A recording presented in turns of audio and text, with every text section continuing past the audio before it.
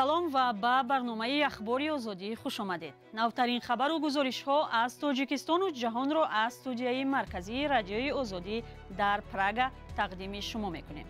Нахуст таваҷҷӯҳ кунед ба сархати мавзӯъҳои имрӯз 14 июл. баҳси нархи гӯшту орд ва равған дар Душанбе.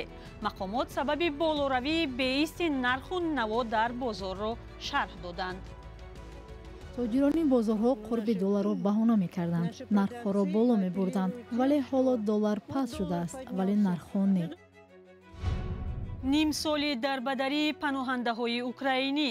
сокинони аз ҷанг фирор карда аз бисёр кӯмакҳо маҳрум ва ба мушкилоти нав рӯбарӯ мешаванд.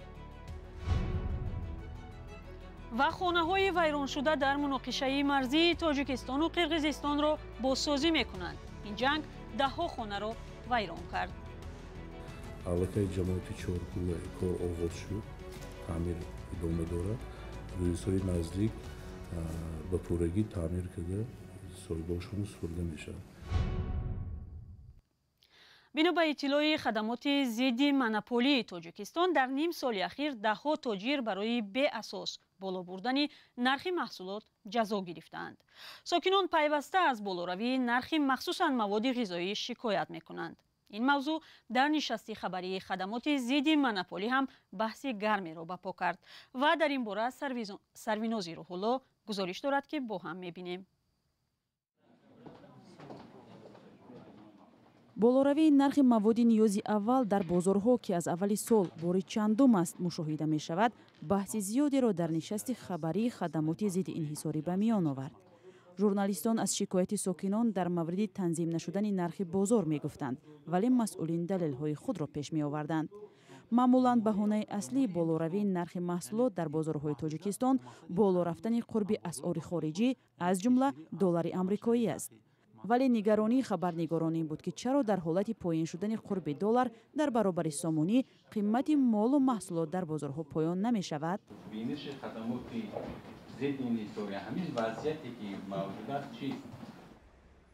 масъулин гуфтанд аксари маҳсулоти ниёзи аввал воридотӣ ҳастанд ва болоравии қимати онҳо ба кишварҳои содиркунанда вобастагӣ доранд. ҳамчунин онҳо бо таъкид мегуфтанд, ки на дар ҳама ҳолат ҳаққи дахолат ба нархи бозорро доранд. танзими давлатӣ танҳо дар ҳамон 19 номгӯи молу маҳсулоти аз ҷиҳати иҷтимоӣ зарурӣ албатта амалӣ карда мешавад ва ҳамонам дар он сурате ки яъне зиёда аз 20% баландшавиро дар як моҳ ташкил диҳад.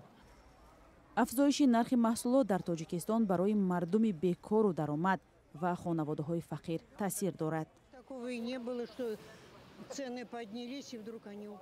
боре ҳам нашудааст, ки нархҳо якбора боло рафтаву боз поин шаванд ва шояд ҳаргиз нашаванд. тоҷирони бозорҳо қурби долларро баҳона мекарданд, нархҳоро боло мебурданд, вале ҳоло доллар паст шудааст, вале нархҳо не.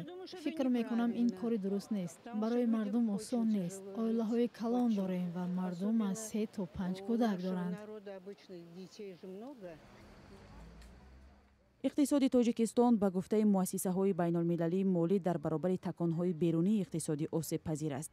бозоршиносон бар ин назаранд, ки бо таваҷҷӯҳ ба чунин вазъ мақомотро зарур аст ба истеҳсоли маҳсулоти худӣ таваҷҷӯҳ кунанд ва пойбандиро аз молҳои воридотӣ камтар намоянд. намояндагони мақомоти зидди монополӣ дар Тоҷикистон мегӯянд, дар ним соли 2022 даҳҳо тоҷирро ба гуноҳи ба гуфтаашон беасос боло бурдани нархи маҳсулот зиёд аз 2 миллион сомонӣ ҷарима бастанд. сарвинози рӯҳулло, Нигораи Фазлиддин, Озодӣ, Душанбе. як сабаби поин рафтани қурби доллар дар Тоҷикистон муомилаи бештар бо рубли русӣ будааст. баъди оғози ҷанг ва таҳримҳои иқтисодии кишварҳои ғарбӣ алайҳи Москав, Русия муомилот бо рубли русиро бо кишварҳое ба роҳ андохт, ки шарикони асосияш ба ҳисоб мераванд. ва яке аз ин шарикон Тоҷикистон аст, ки тиҷорати зиёде бо Русия дорад. гузориши ҳамкорони мо Нигораи Фазлиддин ва Искандари Фирӯз дар ин бора аст. ба гуфтаи Завқизода, вазири рушди иқтисод ва тиҷорати Тоҷикистон, аллакай 70% ширкатҳои маҳаллӣ қарордодҳояшонро бо Русия барои воридоти маҳсулот бо рубли русӣ имзо карданд. аз рӯи маълумоте ки ҳамун намояндагони бахши хусусӣ ба мо доданд, ҳоло зиёда аз 70% ҳамун қарордодашон аллакай бо рубли русӣ баста шудааст.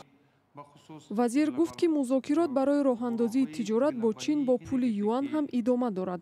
дар оянда кишварҳои узви созмони ҳамкориҳои шонҳой воҳиди ягонаи арзи худро таъсис медиҳанд ва русияву чин машғули паҳн кардани он мешаванд. аз нуқтаи назари импорт бошад агар воридот фоидаовар аст, ниҳоят фоидаи зиёд дорад. дар идомаи суҳбат вазири рушди иқтисод ва тиҷорати тоҷикистон аз талошҳои мақомот барои коҳиши паёмадҳои беруна ва иқтисодии кишвар сухан кард. завқизода гуфт бо шарикони рушд барои ҷалби 500 миллион доллари амрикоӣ ба иқтисоди тоҷикистон идома дорад ва дар мавриди 340 миллион доллар аллакай созишнома имзо шудааст. ин дар ҳоле аст ки дирӯз эмомалӣ раҳмон раиси ҷумҳури тоҷикистон дар мулоқот бо кормандони нерӯгоҳи роғун эълон кард ки музокирот бо шарикони рушд барои ҷалби сармоягузорӣ барои идомаи сохтмони ин нерӯгоҳ дар ҳоли анҷомёбӣ аст ва траншҳои нахустини он дар аввали соли милодӣ дастрас мешавад. тоҷикистон шарики стратегии русия дониста мешавад ва дар душанбе пойгоҳи 201 воқеъ аст ки бузургтарин пойгоҳи хориҷии низомии русия дар хориҷ аз қаламраваш дониста мешавад. мақомоти тоҷикистон 3 сол пеш гуфта буданд ширкати фарроз ки яке аз пайвандони президент аст ва тиҷоратҳои сердаромадро дар даст дорад соли 2019 барҳам хӯрдааст. як пажӯҳиши радиои озодӣ нишон дод ки барҳам додан танҳо барои бартараф кардани калимаи фарроз будааст. аксар ширкатҳои он мустақилона ё бо номи дигар кори худро давом доданд. яке аз онҳо ширкати беҳдоштӣ аст ки ба анализ ё озмоиши хун машғул аст. кормандони як идораи тандурустӣ аз кори ин ширкат шикоят карданд ва радиои озодӣ онро санҷид. чӣ ба даст омад? натиҷаҳои таҳқиқро дар вебсайти радиои озодӣ бо нишонии озодӣ.орг бихонед.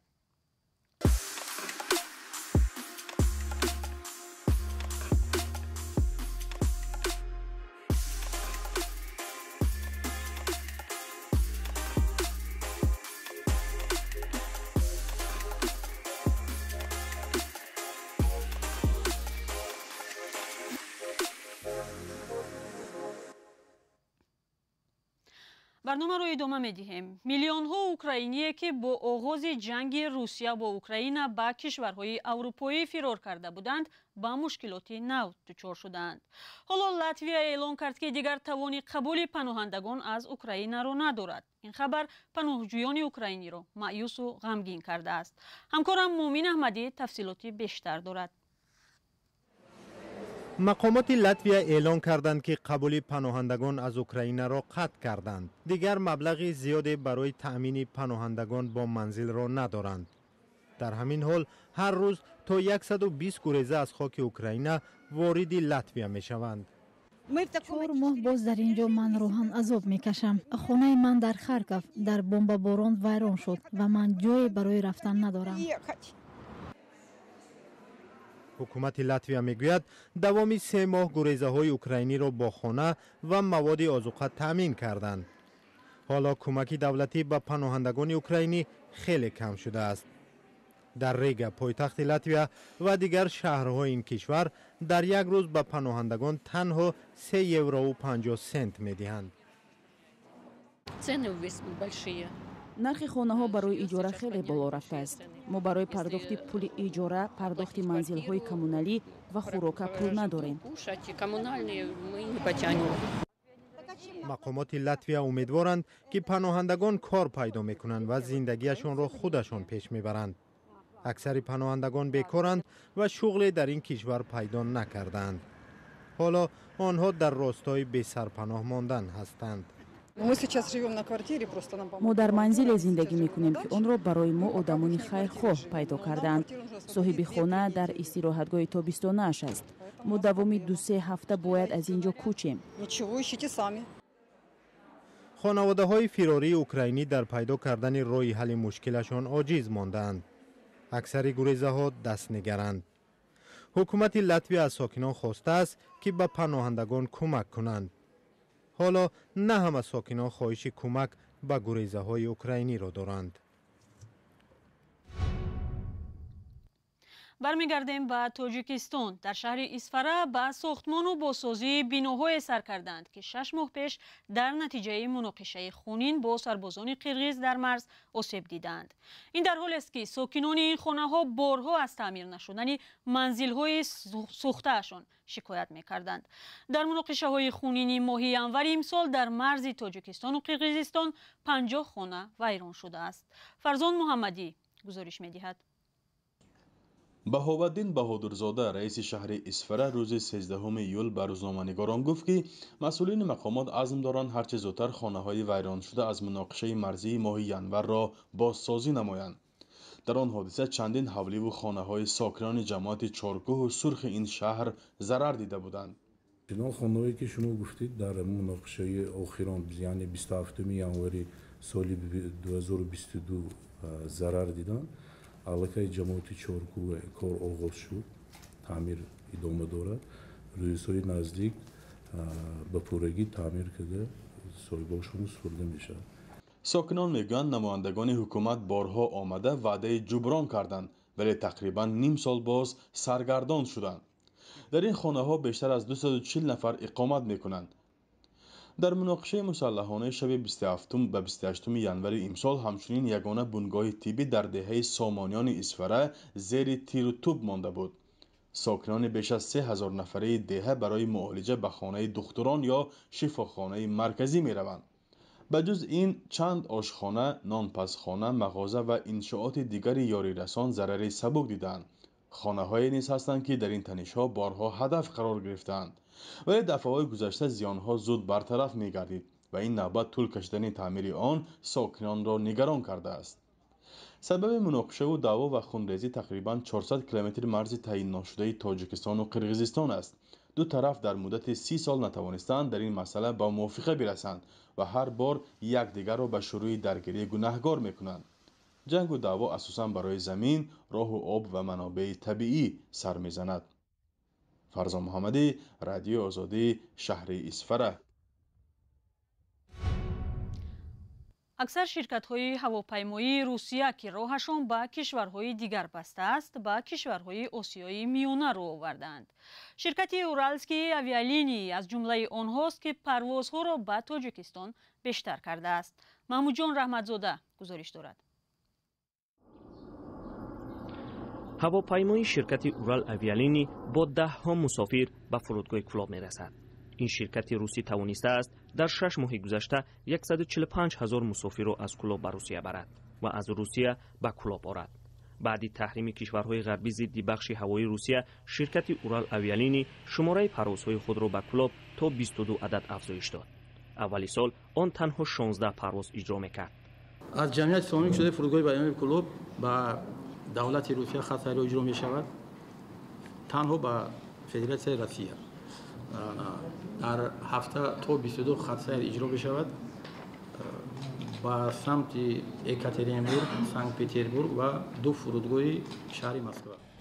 با افزایش پروازها درآمد فرودگاه کلوب 2 برابر بیشتر شده به 10 میلیون سومانی رسیده است. اما شرکت هوایی سیبیر پروازها را از کلوب قطع کرده است. سبب نرسیدن هواپیما بوده است.